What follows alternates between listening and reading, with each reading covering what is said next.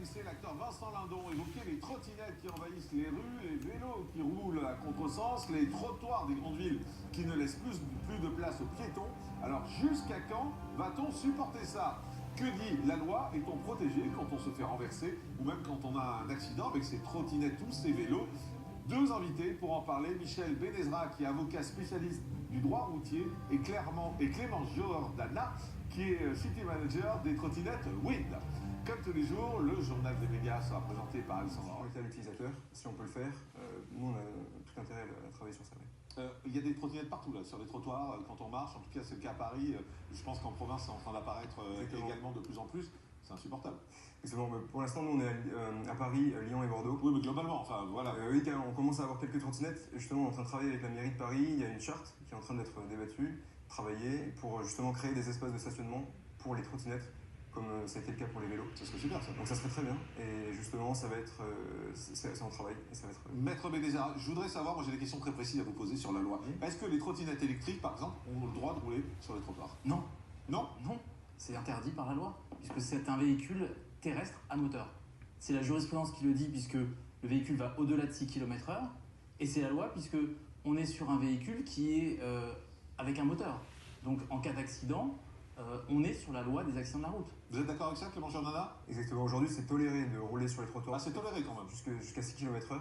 Ah oui, mais ils vont beaucoup plus vite, hein, ceux qu'on croise. Hein. Justement, le but c'est de faire que tout le monde puisse aujourd'hui passer soit sur les pistes cyclables, soit sur les voies des voitures. Mais moi, quand je vous écoute, je trouve ça très bien en fait. Vous dites un casque, pourquoi pas, si on y arrive, rouler sur. Mais c'est pas du tout la réalité en fait. C'est ça le problème, donc il va falloir aller vite. Bien sûr, on est en train d'avancer, on est en mode start-up. Donc le but c'est d'avancer. Il y a la mairie de Paris qui nous met une pression pour qu'on puisse justement stabiliser. Aujourd'hui, on n'a pas eu d'accident grave ni d'accident mortel. Donc on peut faire confiance aux utilisateurs.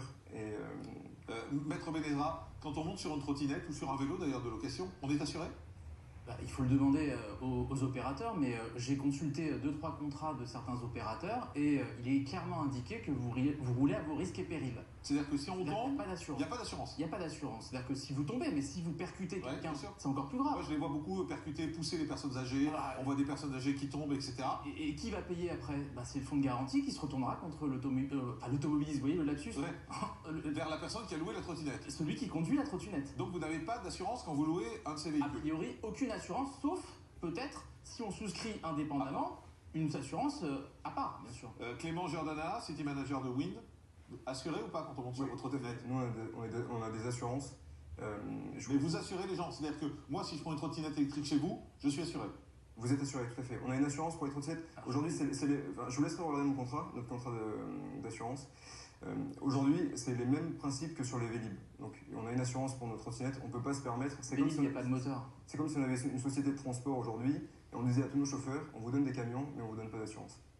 Vélib, il n'y a pas de moteur, donc c'est pas du tout le même contexte. Quand on est avec un véhicule moteur, un véhicule terrestre à moteur, il faut une assurance, c'est obligatoire. Sauf que là, il nous dit que ces trottinettes sont assurées.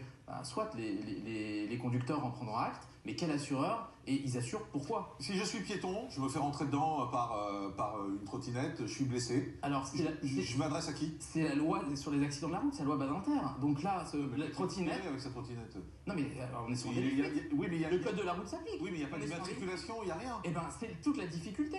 C'est toute la difficulté aujourd'hui, parce que si la personne s'enfuit, on est sur un délit de fuite. Le fonds de garantie interviendra même si l'autre s'est enfui. Mais c'est vous et moi qui payons. Oui, parce que c'est la société. On n'a aucun moyen d'identifier la personne. Aucun moyen si la personne s'enfuit. Ah oui, non, mais c'est un vrai problème quand même. C'est un vrai problème qui est en négociation justement sur la loi d'orientation et mobilité qui va intervenir. Une trottinette qui roule sur les trottoirs, ils peuvent avoir une amende? Bien sûr. Alors quelques euros, entre 1 et 6 euros, je ne sais pas exactement. En revanche, s'il y a une mise en danger de la vie d'autrui, on est sur jusqu'à un an d'emprisonnement, 15 000 euros d'amende. Mais c'est pas pratiqué, c'est pas appliqué. Moi, ce que j'aime bien finalement, c'est que vous êtes pour une législation cadrée. Tout à fait. C'est plutôt ça. Vous n'êtes pas pour laisser aller à la pagaille qui règne en ce moment. Vous êtes là, il faut des emplacements, il faut cadrer tout ça. Exactement. Enfin, aujourd'hui, donner un cadre, ça permettra déjà diminuer le nombre de prestataires. Vous êtes 8 aujourd'hui sur Paris, par exemple. 8 sur Paris, on sera 9 d'ici quelques jours. Ah oui. Donc une législation, ça permettra vraiment de pouvoir travailler par la suite avec les autorités et réduire le nombre d'opérateurs, fournir un meilleur service et justement que tout le monde soit content derrière. Vous savez combien il y a de trottinettes globalement, Ouais, pas que vous, mais à peu près globalement, il y en a combien au niveau On service? estime sur Paris d'avoir 10 000 trottinettes disponibles sur Paris. Ah ouais.